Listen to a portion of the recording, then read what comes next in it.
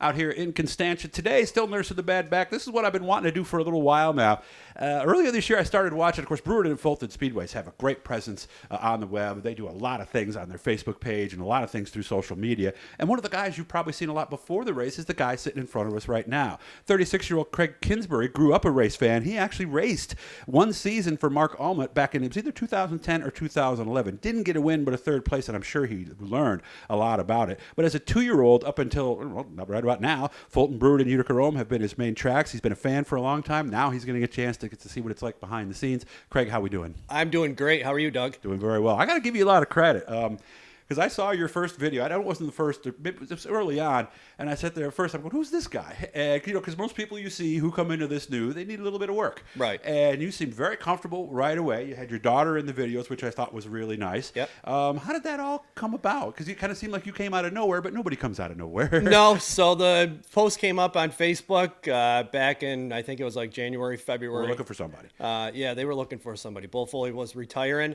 And I got a bunch of tags on Facebook saying, hey, you should apply for this and do this. So I reached out to Corey Reed. Corey brought me in and said, we think you're going to be a good fit. When do you want to start? So It's all kind of snowballed from there. How did he know you could do the job? Did you have a tape, or was it just your presence? It was just my presence. I'm pretty sure, at least, he was impressed of how I was speaking. I seemed like the bubbly character that could get along with anybody, which is definitely me. Mm-hmm. And I had no issues talking to anybody. He walked in, and then there was another lady that walked in. I introduced myself to her, and it's just, like I said, it's starting to snowball from there. Okay. And in case you're wondering about the poster over his left shoulder, that's our friend Dylan, by the way. So, who started as a 50-50 girl and has since done a lot of things in racing and represented a lot of companies. So I just want to make sure you knew that it wasn't just somebody in that poster right there. So what was it like the first time, and how did they figure out what your role was going to be exactly? So actually we tried Fulton for the open practice, and it got rained out the Saturday. Perfect. And Paul Small couldn't do the Enduro 200. So I got asked with myself and Chris Coogan, hey, can you guys cover tomorrow, Sunday, for the 200? And thrown to the wolves. Thrown to the wolves, right? That's the exactly best way to learn. Yeah, I was super nervous. I won't lie, I still get nervous when I'm sitting up in the tower with Adam on Friday nights and the cars are coming out and you see everybody in the stands. I guess it just comes with time, as you know, as your nerves go away and it'll get easier, and maybe I can be the next you someday. Yeah, it was horrible the first season. I have a tape of that. I'll try to find that someday, guys, and put it up. It's absolutely horrible. So where would you like to be? Honestly, the ultimate goal for me, I would love to join the Super Dirt Car Series. That'd be like Shane. Be like Shane.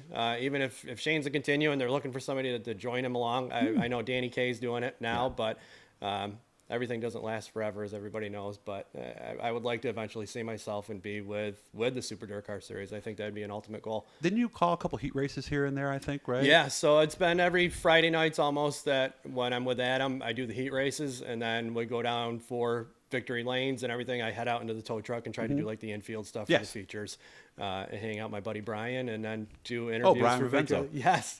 He was on Spectrum News the other day at that firefighters thing. He was? I saw him on there. I was like, I know this guy. Yeah, he's a super cool cat. He is. Yep, I was a little sketched of him first because I didn't know if he'd like me too well, but now we became pretty good friends. Brian's a cool guy, and he's been there a long time. So you're dealing with one of the more experienced people in this game. So what do you like more, being in the pits and doing victory lane, or do you like being in the tower more? I wish I had an answer for that. It's kind of 50-50. I really enjoy being in the tower and seeing behind the scenes of the tower things, but I also love being down on the track and being right up front when there's a wreck and the guys are heated in the moment and I'm saying, hey, talk to me about it. Yeah, but sometimes it's better to maybe leave the mic in the pocket too, yeah, they've told me more than once to, hey, we don't want to talk right now, and that's fine. It's cool, but I like going around and seeing all these kids in the stands and in the pits and talking to them and shaking their hands and the young guys that are coming up is James Donaldson, Kyle Devendorf, walking up to them and saying, hey, Matt guys, Caprara now. Matt Caprara now. Yeah, he just got his first feature win Friday night, which was awesome, and I got to do the interview for him. So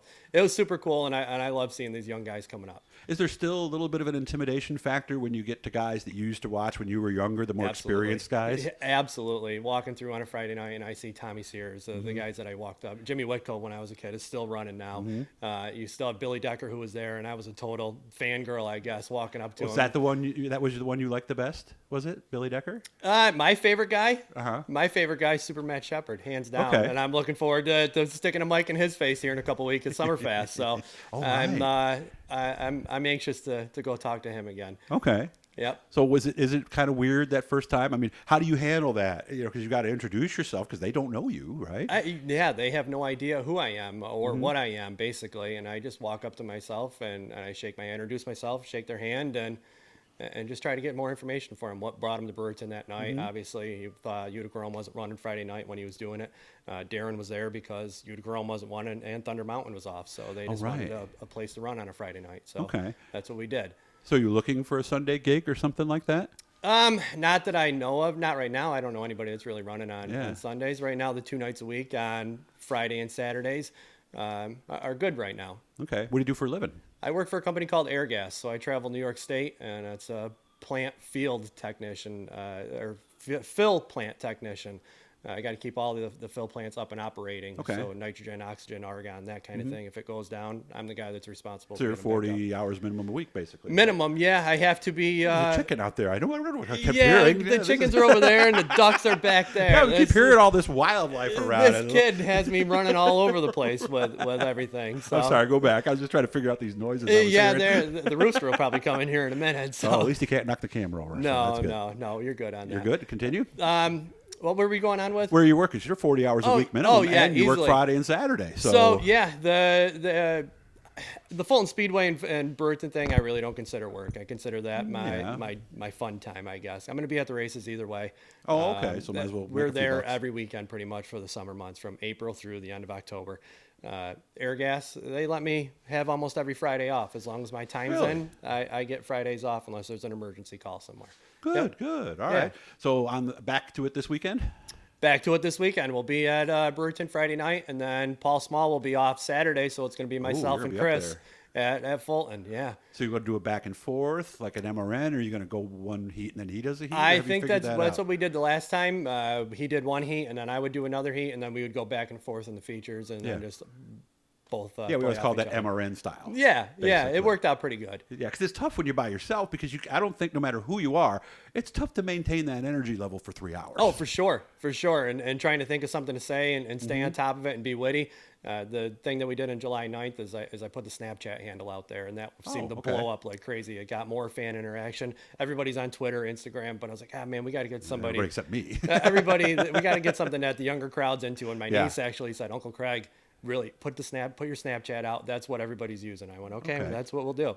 Got about 2 minutes left. Is your niece the one that we see you on camera with? Or is that's my daughter, Grace. That's your daughter. Okay. Yes, yeah. She wants to be on camera almost all the time. So. Really? Okay. Yeah, she's my little buddy. If she's not on camera and I do something out and for our weekly videos, she wants to come out and redo it. So I try to keep her involved as much as I can. Or do you have somebody who records those for you? How does that work? For weekly videos in the garage, it's just me and her holding the phone. And at the racetrack, it'll be the wife, Danielle, that holds the phone for us and takes care of it. Okay. And remember, guys, you know the story. And those of you who know me know where I'm going now. Remember, it's not the wife. It's not like the snowblower, the race car. It's my loving and supportive wife. I usually call her the old lady. So you got a different situation going than I did, because I did that a few times and my wife was very quick to point out. Yeah. So now I have a very loving and supportive wife, Craig, who lets me do this stuff. Yeah, me too. We've been together for 13, 14 years now. So. All right. Yep, it's been a while. By the way, we want to thank Scott Jeffries Performance for their help, and of course our good friends up at Garofalo's Importing in Oswego. Go up there, get some sausage, tell them Doug sent you. All right, they'll give you some good stuff. Great to meet you, Craig. I wish you all the best. Seriously, it's nice to see people who, not over 60 in racing, because there's a lot of gray hairs in the stands and in the towers nowadays. So to see somebody young like yourself taking the ball on this and running with it, good job. And anything I can ever do to help you, please. You know how to get a hold of me now. Don't hesitate, okay? Absolutely. I really appreciate it. Guys like you are who I'm looking up to. So, thank you. I appreciate it. Hit that blue E. And for some reason, I'm just still not comfortable hearing that, because it doesn't seem like it was 33 years ago that I started this, back when Craig was 3. But the reality of math is that. So enjoy your day and have fun this weekend, man. Thank you. Take care.